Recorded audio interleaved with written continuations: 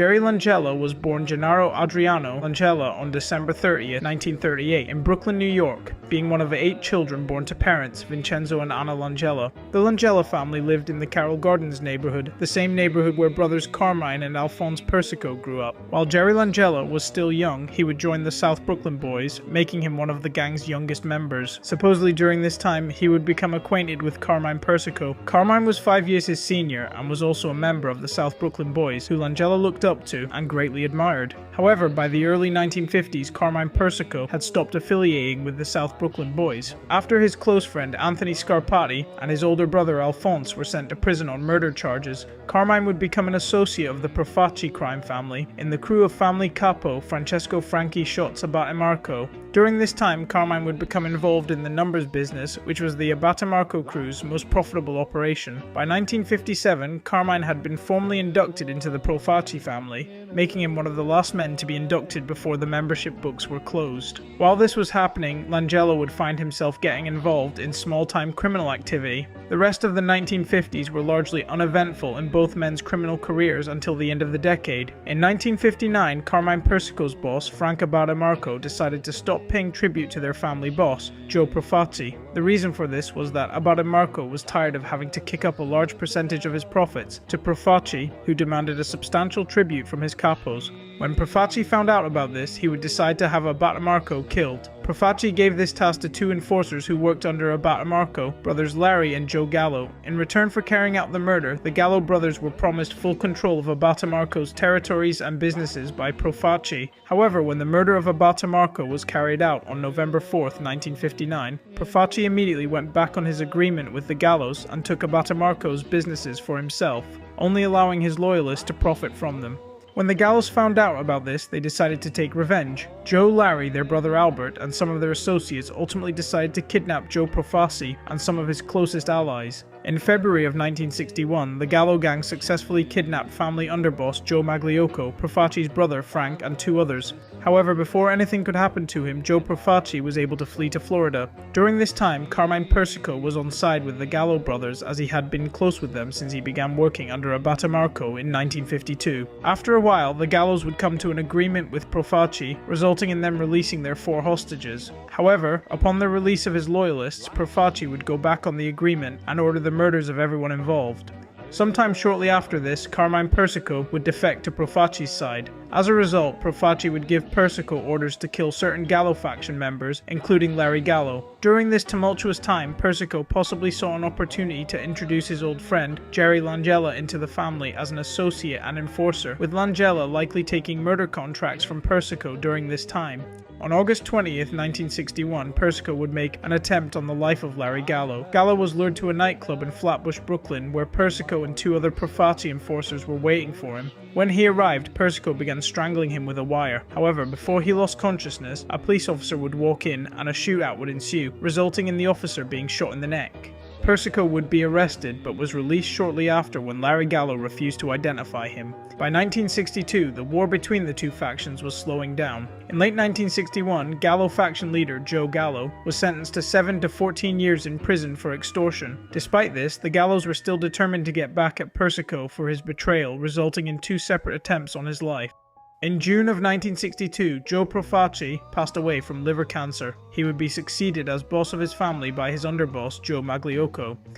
Meanwhile, on June 6, 1963, Gallo faction associate Emile Colantuono was shot and killed in Manhattan. Colantuono was likely killed because he was actively funding the Gallo faction, supplying them with guns and money to help them. On July 12th, Gambino family soldier Alfredo Freddy the Sicilian San Antonio was shot and killed by a 6-man hit team who caught him at his flower shop in Brooklyn's Bath Beach section. San Antonio was likely killed as a result of him allegedly becoming an FBI informant. Finally, on July 24th, Joe Gallo's driver and bodyguard Ali Hassan Wafa was caught by unknown gunmen and shot 3 times in Hoboken, New Jersey. These 3 murders are significant because of what happened on July 31st. On this day, Gerry Langella was at his parents' house, having dinner with his father. While the 2 were together, several police officers raided the house and arrested Gerry Langella. He was arrested for violation of his parole, having been paroled in February after serving a short prison sentence for robbery. The reason he was in violation of his parole was because police believed to have seen him consorting with known criminals, likely members of the Profaci crime family. The officers also got a warrant to search his car, which was parked outside his father's house. When the trunk of the car was opened, officers found what they described as a small arsenal. They discovered a .30-30 rifle, a .45 caliber automatic pistol, two .45 caliber revolvers, and three .38 caliber revolvers. When this was turned over to detectives, they immediately began analyzing the three .38 caliber revolvers.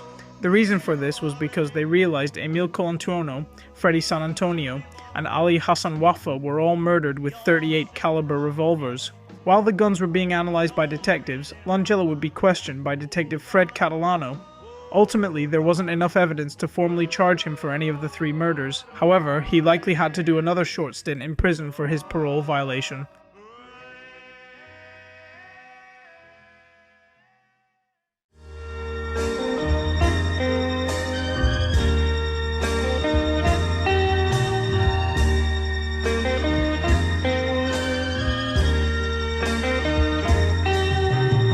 Also in 1963, the leadership of the family would change hands. After family boss Joe Magliocco conspired with Bonanno family boss Joe Bonanno to take over the commission, he would be ordered to step down as boss of the family. Due to this, Joseph Colombo would be appointed to the position of boss of the former Profaci family by the commission. One of the first things Colombo did was promote Carmine Persico to the position of capo within the family, most likely in recognition of his loyalty to the family during the war with the Gallos. When the Persico crew was organized, they would get involved mainly in loan sharking, hijacking, and the numbers business, and during this time Langella was likely Persico's driver and top enforcer.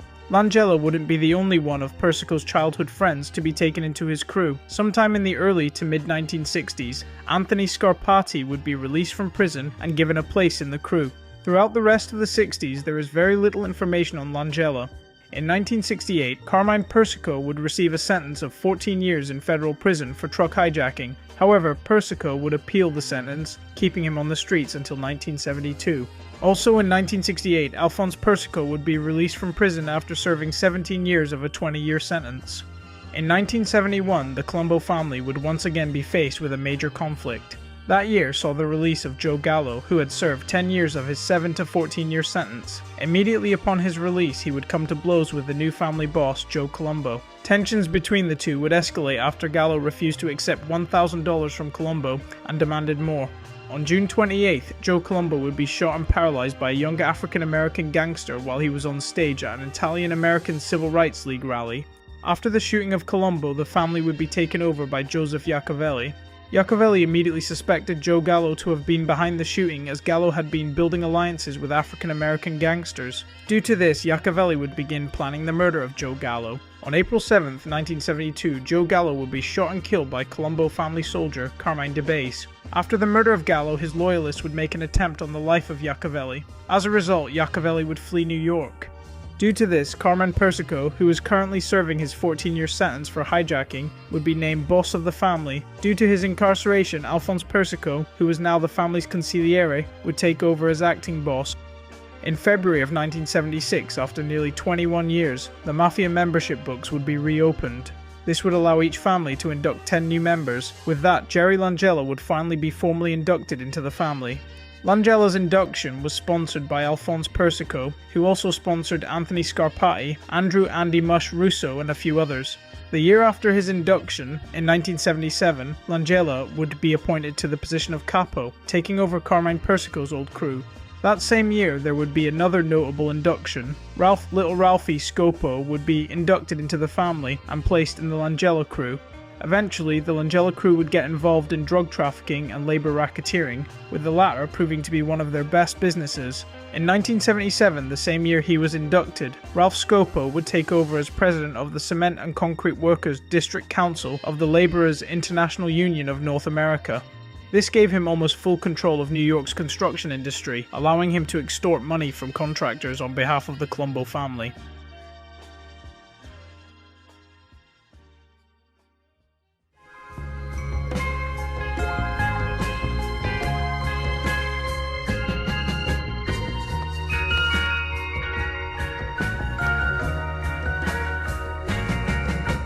In In December of 1979, Carmine Persico would be released from prison on parole, finally allowing him to run the family on the streets. However, things would only get worse from here. In June of 1980, Alphonse Persico would be convicted on extortion charges, resulting in him fleeing the state before he could be sentenced. However, likely due to this, Gerry Langella would be appointed to the position of underboss of the Colombo family, with leadership of his crew being passed down to Benedetto Benny Alloy. Despite this, Ralph Scopo would still need to report directly to Langella due to their shared interest in the construction industry. During this time, Scopo had risen to a fairly high position despite only being a soldier. Alongside the commission, which was made up of the bosses of the 5 New York families, Scopo would establish the Concrete Club. The Concrete Club was made up of contractors who were selected by Scopo and approved by the commission to place bids on construction contracts. Once these contractors received these projects, they would kick up 2% of the contract value to the commission. Ralph Scopo would be able to use his position as president of the Cement and Concrete Workers Union to ensure compliance. While all this was going on, Langella would tend to his duties as family underboss. On May 6, 1981, Carmine Persico and Gerry Langella would attend a meeting with the New Jersey-based DeCavalcante crime family to discuss their Florida businesses, with this meeting being held in Brooklyn at the home of a Colombo family associate. However, while this meeting was being held, federal agents were parked across the street watching everything. After a while, they would raid the house and break up the meeting, arresting both Persico and Langella as they attempted to escape out the back door of the house. This was especially bad for Persico, as he had violated the terms of his parole by even attending this meeting and consorting with known criminals. Shortly after this, Carmine Persico would be sent back to prison on a parole violation and indicted on bribery charges, to which he pled guilty. On November 9, 1981, Carmine Persico was sentenced to 5 years in federal prison. With both Carmine and Alphonse Persico unable to run the family on the streets, Gerry Langella would be appointed to the position of acting boss. Over the next few years, everything ran smoothly. Langella was able to run the family and profit from the construction industry, as well as his other criminal businesses. However, his high standing in the family would eventually attract a lot of federal attention. In February of 1984, Carmine Persico would be released from prison and would take back the title of boss, with Langella returning to his previous position as underboss. However, things would soon come crashing down. On October 14, 1984, indictments would come down against several high-ranking members of the Colombo crime family. Indictments came down against Carmine Persico, Gerry Langella, Anthony Scarpati, Ralph Scopo, and a few others.